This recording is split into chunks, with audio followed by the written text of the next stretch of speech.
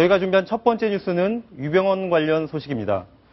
한밤의 추격전, 무슨 일, 현상수배를 내린 이후에 굉장히 많은 신고 전화가 오고 있는데 지금 얼마 전에 신고 전화를 받고 경찰이 출동해서 추격전까지 벌였던 관련 소식입니다. 또 하나는 우리가 남이가 또 다른 해석. 안성에 있는 구원파의 수련시설이죠. 금수원 앞에 현수막에 우리가 남이가라는 이런 내용의 현수막이 등장을 했었는데 그 관련 소식입니다. 유병헌하고 유대균 부자에 대한 현상수배가 내려진 지 지금 나흘째 되지 않습니까? 예. 전국적으로 신고가 많이 들어오고 있는데 실제로 이 유병헌이 어디에 가 있는지는 아직 오리무중이잖아요. 예. 동아일보에도 굉장히 많이 제보가 들어오고 있는 걸로 알고 있는데 지난주에도 한번 제보가 들어온 적이 있었죠. 예, 23일 낮이었습니다. 네, 네. 동아일보하고 채널A 취재진한테 이제 제보가 접수가 됐고요. 네. 제보 내용은 구원파 옛 신도로 보이는 분이 이제 제보를 하셨는데 네. 유병헌 전 회장이 과거 인연을 맺은 신도의 집에 자주 갔었는데 네. 아마 이분의 집에 지금도 있을 것 같다 이런 내용이었습니다. 그래가지고 동아일보하고 채널A 취재진이 서울 강남의 모처에 네. 이날 밤 이제 취재를 갔습니다. 취재를 네. 갔고 한동안 이제 확인을 했고요. 네. 확인 결과 집에는 아무도 없었고 상당히 오랜 기간 이 집에는 아무도 머무지 않았던 걸로, 거주하지 않았던 걸로 확인이 됐습니다. 그날도 그럼 경찰이 신고를 받고 출동을 했던 모양이죠? 예. 경찰도 함께 신고를 받고 확인을 했습니다. 자, 그런데 그저께죠. 이틀 전이죠. 23일에도 전남 여수에서 유병헌으로 추정되는 사람이 타고 있는 차가 있다. 예. 그래서 경찰과 추격전을 벌이고 있다. 예. 근데 결국에는 잡지 못했다. 이런 뉴스가 있었거든요. 어떤 내용입니까? 23일 오후 10시경부터 네. 이제 추격전이 시작이 됐는데요. 전남 여수 시내에서 유병헌 전 회장과 유 전 회장의 아들인 유대균 씨가 함께 타고 있는 차량이 이동 중이다. 네. 이런 의심 신고가 들어왔고요. 네. 그래서 즉각 출동을 해서 일단 확인을 하기 위해서 이제 추격전까지 벌였는데 결국은 놓쳤습니다. 놓쳤는데 이 과정에서 소렌토 SUV 차량 이제 누구 건지 이제 확인이 안 됐지만 현장에서는 이 차량이 추격을 방해했습니다. 네. 그래가지고 결국은 놓쳤고요. 그리고 경찰은 이 소렌토 차량을 지금 전국에 공개 수배를 그러니까 지명 수배를 해서 지금 찾고 있는 중입니다. 자, 전남 여수였는데 예. 전국적으로 유병헌이 어디에 숨어 있다, 잠적해 있다라는 신고 전화가 오긴 하지만 그 중에서도 전남 권역에 신고 전화가 집중되고 있다 이런 뉴스도 들리거든요. 예. 그 이유가 뭔가요? 지금 전국적으로 신고가 많이 들어오고 있다고 합니다. 지금 정확하게 지금 집계가 최종까지는 안 됐는데 한 100건 이상, 최소 100건 이상 들어온 것으로 알려져 있고요. 이 중에서는 특히 전남 지방에서 좀 집중이 되고 있는 그런 특이한 점이 있다고 합니다. 네. 확인을 추정컨대 이 전남 보성 지역에 이 유 전 회장의 두 아들이 소유하고 있는 이제 대규모 녹차밭이 있습니다. 녹차밭이 있고 또 신안에는 염전이 있는 게 이제 구원파 소유의 염전이 있는 게 확인이 됐거든요. 그러니까 그런 걸로 추정해 봤을 때 실제로 유 전 회장 측근들이 유 전 회장을 비롯해서 이 지역에 은신처가 있을 가능성도 있고요. 아니면은 그 주변 옛 신도, 옛 직원 이런 사람들이 전남 일대를 중심으로 활동을 지금도 많이 하고 있다 보니까 이 지역에서 신고나 제보가 집중이 좀 되고 있지 않나 이렇게 지금 생각이 되고 있습니다. 정리하자면 유병헌 일가가 실제로 소유하고 있을 걸로 추정되는 그런 사업의 근거지들이 주로 전남 권역에 있다 보니까 그쪽에 신고가 집중되고 있다 이런 말씀이십니까? 예, 맞습니다. 자, 그런데 유병헌 전 회장이 도주하는 거를 도와줬다는 혐의로 인천지검에서 처음으로 체포를 했다는 소식도 들립니다. 예, 오늘 있었던 일인데요. 인천지검 특별수사팀이 구원파 신도 한 명을 체포를 했습니다. 정확한 신원은 아직 지금 조사 중이어서 지금 발표 공개가 안 됐는데요. 이 검찰이 지난번에 이제 압수수색을 하면서 네. 금수원 안팎에 CCTV를 이제 분석을 했고요. CCTV를 분석을 해보니까 이 신도가 유 전 회장의 어떤 도피 과정을 도와준 정황이 지금 포착이 돼가지고 그 부분을 지금 확인하고 있습니다. 자, 한 가지만 더 물어보겠습니다. 제 뒤로 지금 유병헌에 대한 수배 전단 그리고 장남이죠.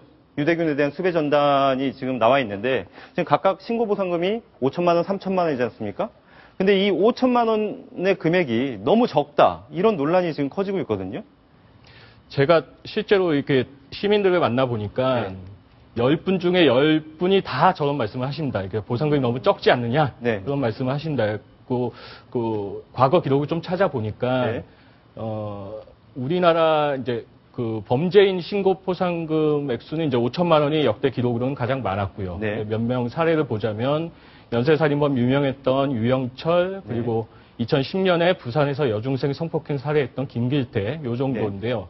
어찌됐든 5천만 원이라는 그 포상금 자체는 그런 흉악범과 같은 수준이라고 놓았을 때 네. 상당히 중하게 이제 취급을 한 것 같은데, 이번 세월호 참사 규모나 그 이후에 어떤 그 유 전 회장의 어떤 그 범죄에 지금 추정되는 그 사실로 봤을 때는 너무 적지 않느냐. 제가 볼 때는 이 적다고 얘기하는 것이 유병헌 네. 전 회장의 소재를 파악할 수 있을 정도면은 구원파 안에 있는 신도들이 네. 제보를 하는 것이 가장 정확할 텐데, 그분들은 만약에 제보를 하려면 예. 자신의 어떤 생명 혹은 그 여러 가지 이 구원파를 토대로 자신이 그 생계를 꾸려왔기 때문에 자신의 생계까지 걸어야 하는 수도 있습니다. 하지만 그 생계를 담보하기에는 이제 좀 너무 적은 금액 아니냐 이런 그러니까 얘기가 내부 나오죠. 고발을 이끌어내기에는 5천만 원은 너무 적다. 수없이 적은 금액 아니냐 이런 이런 말씀인 얘기입니다. 거죠? 예. 자, 구원파 신도들이 그 올린 걸로 추정되는 그 백악관의 청원글이 있었잖아요. 그 청원글이 이제 10만 건을 넘어섰다는 소식이 들리는데 저희가 그 홈페이지를 한번 접속을 해보겠습니다. 지금 백악관 홈페이지인데 이게 그 뭐 종교 탄압하지 말라 그리고 그런 내용들로 이제 신도들이 이제 올렸지 않습니까? 청원글을. 여기 보면은 이 부분에 11만 5,444명이 지금까지 청원을 한 걸로 돼 있어요. 근데 여기 이 숫자가 늘어나는데 약간 좀 특징이 있었다면서요.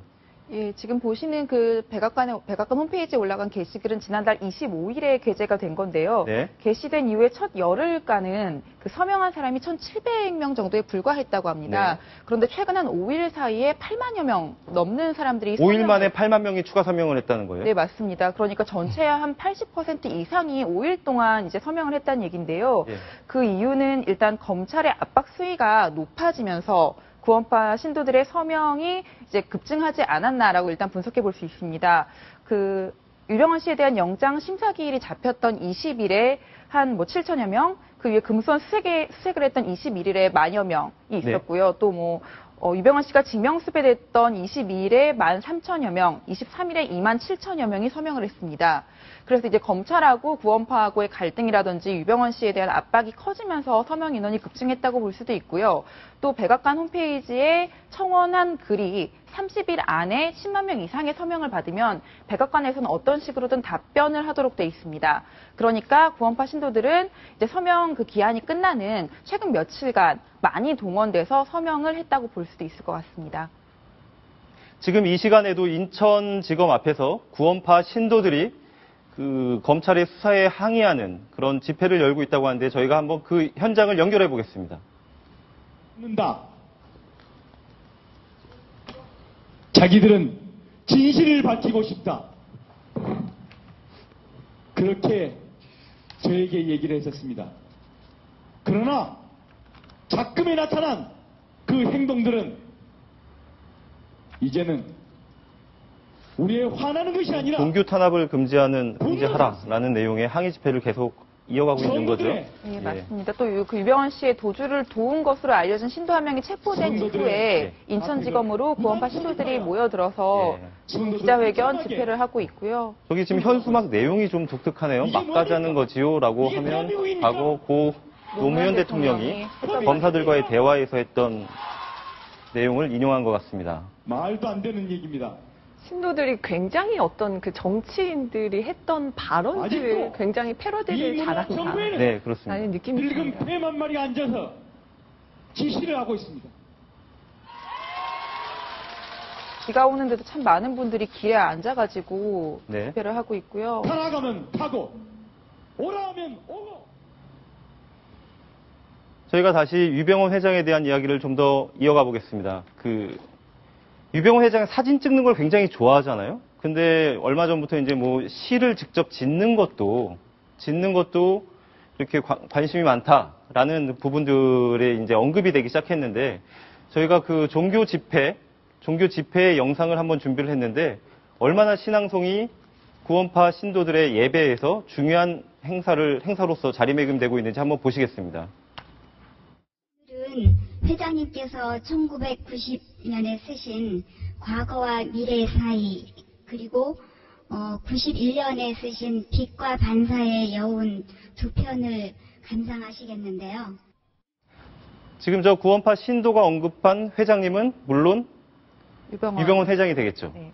근데 어제 채널A에서 유병원 회장이 직접 지은 시집 두 권을 단독으로 입수를 했는데 그 시집 내부에서 유독 눈에 띄는 게 그 장남인 대균이 그리고 차남인 혁기 씨에 대한 그 언급을 많이 하고 있다는 점이었습니다. 그 시 내용을 한번 먼저 들어보시겠습니다. 하루도 거르지 않고 도시락 2개를 싸가고 있었다. 누가 물으면 바네가 점심 안 싸오기 때문에 제 것 갈라 먹으면 모자라기 때문이라고. 며칠 전 학교 앞에서 사온 병아리가 불쌍해서 못 가겠다고 울기에 사내가 저렇게 마음 약해서 어떻게 하느냐고 걱정했었다. 지금 장남 대균 씨에 대한 시가 나와 있잖아요. 근데 저기 보면은 사내가 저렇게 마음이 약해서라는 부분이 시 내용 중에 언급이 돼 있어요. 실제로 그렇습니까? 예, 그 시를 보면은 장남이 유약하다라고 네. 걱정을 한다거나 굉장히 마음이 여린 아이로 묘사한 부분이 많이 나와 있습니다. 또 최근에 저희 채널A 취재에서는 예. 그 유병원 씨가 대균이는 마음이 약하니까 검찰 수사를 앞두고 특별히 보호해라. 유대균을 지켜라라는 지령을 내리기도 했다는 내용이 보도됐는데요. 네. 또 왜 장남이 아니라 차남이 유병원 씨의 사업이라든지 종교를 계승하게 되는지 궁금해하시는 분들도 많았을 겁니다. 근데 시를 분석해 보니 유병원 씨가 볼 때는 마음이 너무 약하기 때문에 이 큰 사업체라든지 종교 집단을 유지하기에 조금 어렵지 않나라는 걱정을 해왔던 것 같고요. 네. 반대로 혁기 씨는 굉장히 셈이 빠르고 똑똑한 아이로 묘사돼 있었습니다. 자, 차남 혁기 씨에 대해서 셈이 빠르고 똑똑한 아이로 묘사가 돼 있다고 그러는데 저희가 그 차남 혁기 씨에 대한 시도 준비를 했습니다. 들어보시겠습니다. 우리 집 막내 짱구는 불만이 있으면 언제나 크게 소리내어 울어서 어른들 관심을 끌어들여 동정받아 해결하던 어릴 때부터 꽤 머리를 잘 쓰는 편이었다. 네, 지금 별명이 짱구라고 되어 있는데요. 네.